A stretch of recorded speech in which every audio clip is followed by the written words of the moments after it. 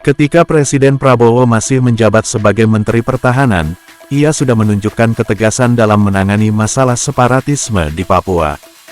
Bahkan langkah-langkahnya memberi dampak besar, sampai-sampai Ketua OPM, Organisasi Papua Merdeka, mengungkapkan niatnya untuk kembali bergabung dengan NKRI. Ini jelas bukan kebetulan, melainkan hasil dari kebijakan-kebijakan yang diambil oleh Prabowo, seperti mengunjungi langsung medan pertempuran dengan KKB, kelompok kriminal bersenjata. Menyatakan niat untuk memberikan dukungan alutsista ke Papua, dan bahkan mengirimkan pasukan TNI ke sana, 400 prajurit siap tempur untuk menunjukkan keseriusannya. Kini sebagai Presiden, Prabowo membawa visi yang lebih besar, salah satu agenda utamanya adalah mencapai swasembada pangan, dan untuk itu Papua menjadi salah satu titik fokus.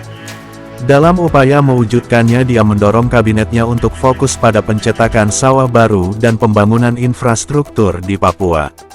Kebijakan ini tentu menarik perhatian, karena kita bisa melihat lebih dalam mengenai strategi yang diambil Prabowo untuk mengatasi konflik dan membangun kawasan yang selama ini sering terabaikan. Papua bukan sekedar masalah politik atau ketahanan. Salah satu cara efektif untuk menyelesaikan ketegangan di sana adalah dengan memperbaiki kehidupan sosial, ekonomi masyarakat. Menghadirkan lebih banyak akses pendidikan, pekerjaan, dan layanan kesehatan, adalah langkah penting untuk mengurangi rasa ketidakpuasan yang sering menjadi pemicu konflik. Dengan itulah Prabowo menempatkan Papua sebagai salah satu prioritas utama dalam agenda pembangunan Indonesia. Namun ini bukan sekedar janji kosong, komitmen Prabowo untuk pembangunan Papua adalah bagian dari visi besar pemerintahannya, untuk memperkuat wilayah-wilayah terdepan Indonesia dengan Papua di posisi paling utama. Prabowo bertekad untuk membawa perubahan nyata melalui pengembangan infrastruktur yang merata, peningkatan layanan sosial dan penciptaan peluang ekonomi yang inklusif dan berkelanjutan. Salah satu kebijakan yang ditekankan oleh Presiden adalah memberikan perhatian lebih pada pengembangan ekonomi di Papua, dan untuk itu Kementerian Transmigrasi diharapkan dapat memainkan peran yang lebih besar. Salah satu program yang menjadi sorotan adalah transmigrasi, dengan mengoptimalkan lahan-lahan yang belum tergarap maksimal. Prabowo berharap dapat menciptakan pemerataan ekonomi di Papua dan mempercepat pertumbuhan ekonomi yang dapat dirasakan langsung oleh masyarakat setempat. Saat ini salah satu prioritas utama Kementerian Transmigrasi adalah menyelesaikan masalah hak pengelolaan lahan atau HPL, untuk para transmigran yang belum memiliki kejelasan terkait kepemilikan tanah. Ini adalah langkah penting untuk memberikan kejelasan hukum bagi warga pendatang yang menjadi bagian dari program transmigrasi.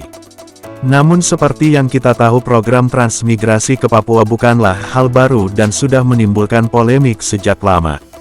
Ketakutan yang paling sering muncul adalah kekhawatiran warga Papua asli terhadap pengaruh bertambahnya jumlah pendatang melalui program transmigrasi. Mereka khawatir bahwa keberadaan mereka akan tergeser oleh warga pendatang yang semakin banyak, ditambah lagi ketegangan antar pendatang dan masyarakat asli Papua sudah menjadi masalah sosial yang berlangsung cukup lama.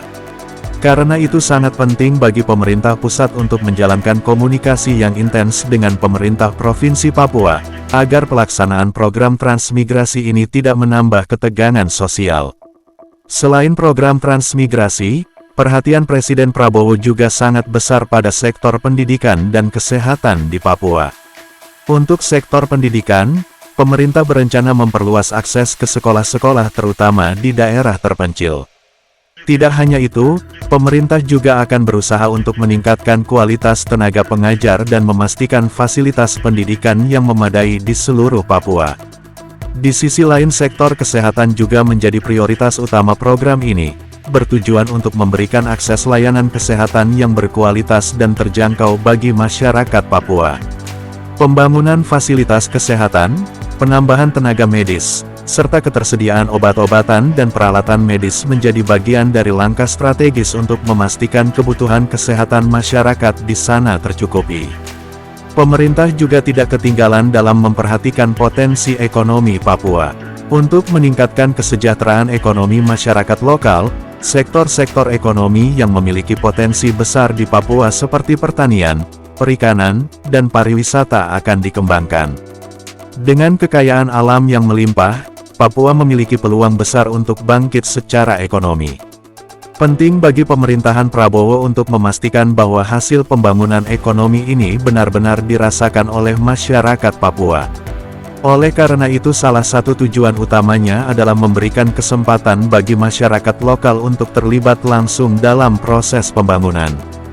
Hal ini bertujuan untuk mencegah terjadinya eksploitasi sumber daya alam Papua yang hanya menguntungkan pihak luar, sementara masyarakat lokal tetap terpinggirkan. Tapi di sisi lain Presiden Prabowo tetap melihat Papua sebagai kawasan yang bisa mempertahankan kedaulatan Indonesia. Jadi targetnya Presiden Prabowo bukan cuma menjadikan Papua lebih maju secara ekonomi dan sosial, tapi juga bisa jadi benteng pertahanan negara yang kokoh di wilayah timur. Makanya pemerintah memastikan kalau infrastruktur yang dibangun di Papua mendukung kebutuhan pertahanan dan keamanan, sehingga stabilitas di wilayah ini tetap terjaga dengan baik. Salah satu kebijakannya adalah penggunaan militer. Untuk saat ini TNI telah membentuk kesatuan baru bernama Batalion Infanteri atau Yonif penyangga daerah rawan di 5 wilayah di Papua. Bukan cuma pembangunan batalion untuk mendukung prajurit di lapangan, segala kesiapan alutsista terus dicek secara berkala. Karena kenapa? Memiliki alutsista yang canggih dan peralatan pendukung yang mumpuni menjadi perhatian khusus pimpinan. Selain kesiapan operasi, kondisi kendaraan yang menjadi perhatian karena menyangkut keselamatan kerja personel. Salah satu langkah taktisnya dalam rangka mendukung operasi pemantauan di Papua, Prabowo beli langsung drone BLOS dari pabriknya dengan kemampuan beyond line of sight. Drone ini dibutuhkan karena bisa melewati segala medan dengan menggunakan teknologi satelit. Selain itu drone BLOS juga memiliki kemampuan memancarkan sinyal, sehingga membantu proses komunikasi sekaligus pemantauan di daerah-daerah yang terbilang sulit dijangkau sinyal. Prabowo juga tegas terhadap setiap campur tangan asing dalam urusan Papua. Prabowo menyebut kalau ada kekuatan tertentu yang menghendaki supaya Indonesia mengalami disintegrasi dan perpecahan. Negara-negara Melanesia dan negara-negara di kawasan Pasifik seperti Australia, Vanuatu terus menyatakan dukungannya untuk Papua merdeka dan kerap mengkritik kebijakan Indonesia dalam menyelesaikan kasus HAM di Papua. Sikap tegas Indonesia pernah ditujukan oleh delegasi Indonesia, Silvani Austin Pasaribu, kalau Vanuatu terlalu ikut campur dengan urusan dalam negeri Indonesia. Delegasi Indonesia juga pernah workout dalam KTT Melanesia, Melanesian Spearhead Group, saat Benny Wenda pemimpin pembebasan Papua Barat akan menyampaikan pidatonya. Delegasi Indonesia saat itu tidak menerima seseorang yang seharusnya bertanggung jawab atas aksi-aksi kekerasan bersenjata di Papua, termasuk penculikan diberi kesempatan berbicara di forum yang terhormat. Sebenarnya kalau kita bicara efektivitas peran dan upaya-upaya pemerintah untuk mengatasi gerakan separatis terbilang efektif. Selama ini tuntutan untuk merdeka yang bergaung di tengah masyarakat Papua ini disebabkan karena penderitaan di masa lalu, khususnya ketidakadilan, diskriminasi, kekerasan, dan pelanggaran HAM yang traumatis. Hingga kini itu yang terus dibawa oleh KKB di Papua, tapi alih-alih termakan isu-isu ini orang asli Papua sudah mengubah mentalitasnya dari korban menjadi agen perubahan yang berfokus memajukan masyarakat Papua dan menjadi lebih realistis dan terbuka terhadap pemerintah Indonesia. Hal ini tentunya melemahkan narasi separatis yang terus digaungkan oleh OPM. Terbukti satu persatu anggota, bahkan petinggi dari Tentara Pembebasan Nasional OPM kembali ke pangkuan NKRI.